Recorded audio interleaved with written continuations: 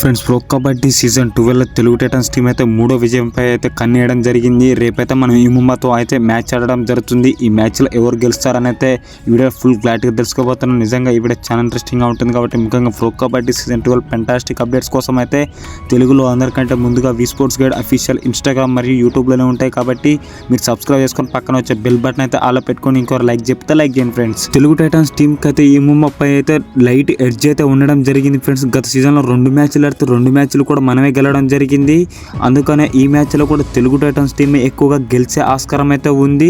కానీ ఈ ముంబట్ని అయితే చిన్న అంచనా వేయలేం. ముఖ్యంగా వాళ్ళ డిఫెన్స్ అయితే ఎక్సలెంట్గా ఉండడం జరిగింది. వాళ్ళ కార్నర్ జోడీ అయితే ఎక్సలెంట్గా ఉండడం జరిగింది. రింకు శర్మ మరియు అలాగే లోకేష్ గోస్లే వీళ్ళిద్దరు అయితే అదర కొట్టడం జరుగుతుంది. అందుకనే వీళ్ళిద్దరిని కనుక చూసుకుంటే తెలుగు టైటన్స్ టీం అయితే ఈ మ్యాచ్లో ఈజీగా గెలవచ్చు. తెలుగు టైటన్స్ కనుక ఈ మ్యాచ్లో గెలవాలంటే మాత్రం మెయిన్గా రైడింగ్ అయితే ఎక్సలెంట్గా ఉండాలి. రైడింగ్ ఎక్సలెంట్గా ఉంటే మాత్రం తెలుగు టైటన్స్ అయితే ఆటోమేటిక్గా గెలుస్తుంది. అలాగే వాళ్ళ రైడర్ అయిన అజిత్ చౌహాన్ అయితే మన టీం మీద అంత పర్ఫార్మెన్స్ అయితే ఏం చేయలేదు. గత 2 మ్యాచెస్లో కూడా మన తెలుగు టైటన్స్తో పడ్డప్పుడు అతను అయితే 0 పర్ఫార్మెన్స్ చేశాడు. కాబట్టి తెలుగు టైటన్స్ టీంకి అయితే ఇది ఒక అడ్వాంటేజ్.